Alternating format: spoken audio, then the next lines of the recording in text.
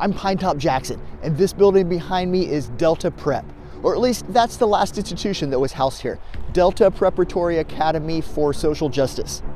In this video, we'll take a look at the history of this old school building. We'll look at the huge housing projects that used to stand right across the street, and we'll venture inside these once bustling hallways as we embark on a mission to feed the homeless that keep getting kicked out of here.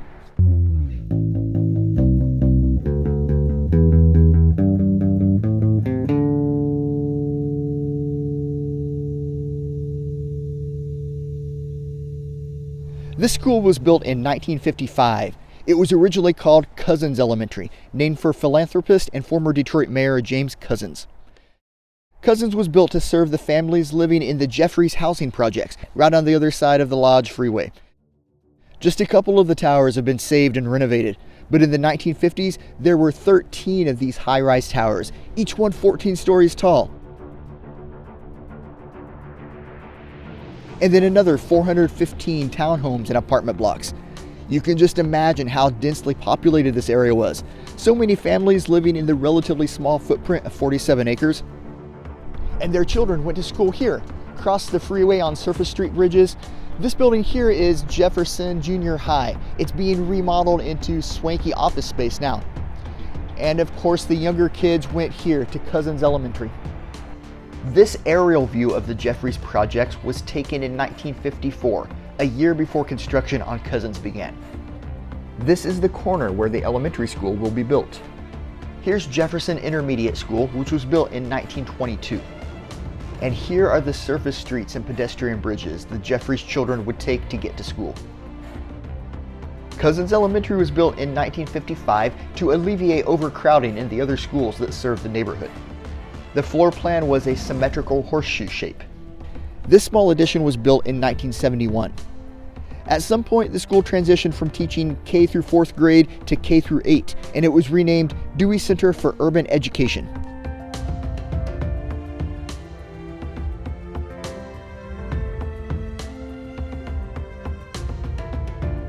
From 2005 to 2010, it was used by the Malcom X Academy. There's a plaque on the southern wall of the 1971 edition from the Academy dedicating the small playground to Dr. Betty 𝐒𝐿𝐻𝐵, or Mama Betty as the kids called her.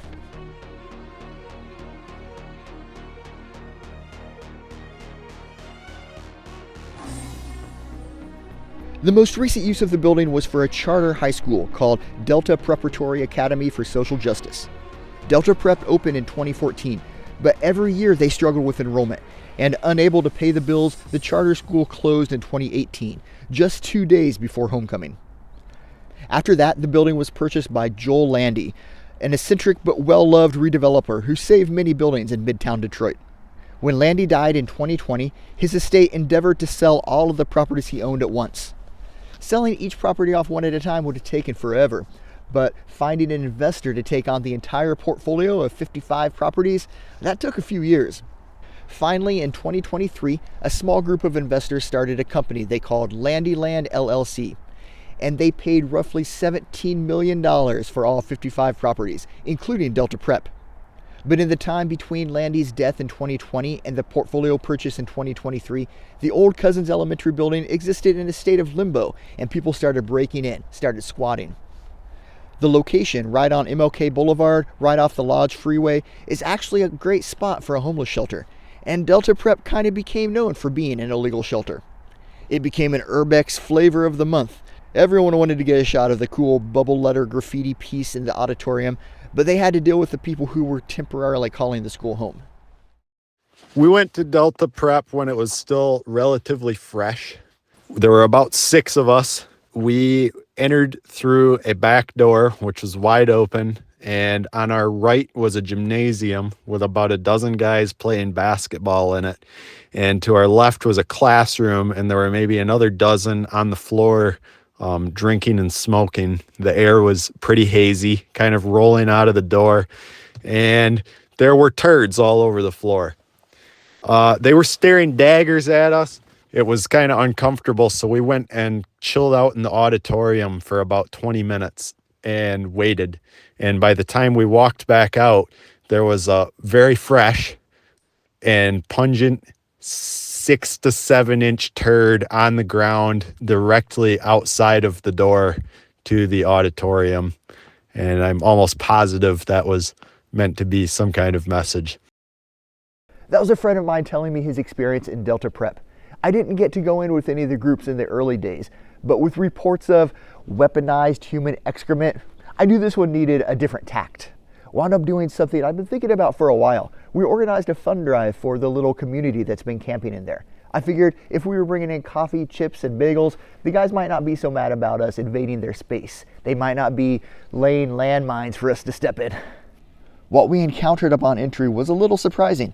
From all the stories we heard, we expected to see at least a dozen dudes living there. But it looked like Landyland had kicked everyone out. The rooms and hallways were all swept clean, no more turds on the floor. They had bolted shut the doors to the auditorium and gymnasium. I was worried our access was denied, but then we saw the stage door had been ripped open. But the back door is fine. It's unfortunate there's another door.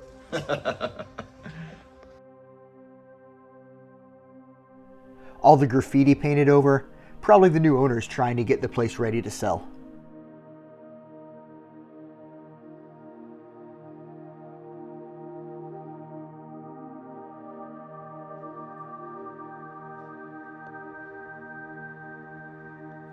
I'm so bummed out about that tag being painted over.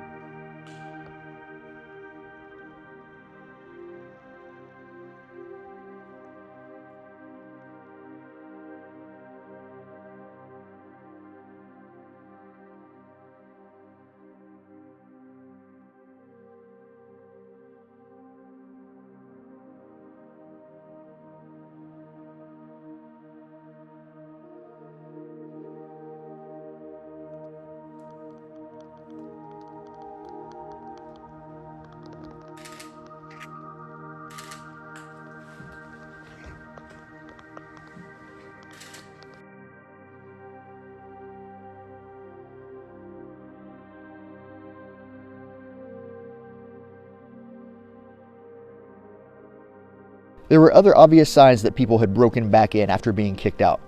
Blankets and makeshift beds set up in a few rooms. One of the bolted doors to the gym had been busted open. But while we were inside, we did not see a single soul. We saw the hardwood floors had been removed. Here's a shot from Dustin showing what the gym looked like in the early days of Delta Prep's abandonment.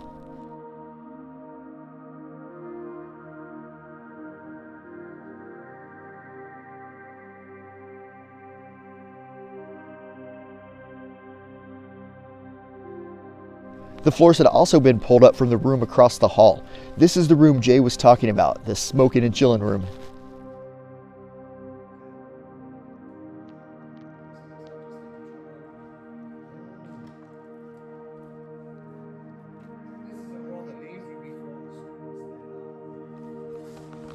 You know what I'm talking about? Yeah, they're a coat closet. Yeah, exactly, yeah. We knew people were still camping here. You could tell. Maybe they just weren't home, or maybe they were laying low, worried they were going to get kicked out again when they heard us come in. We decided to leave the food and the coffee in the cafeteria window of the little gym, and I'm sure they were enjoyed not long after we left.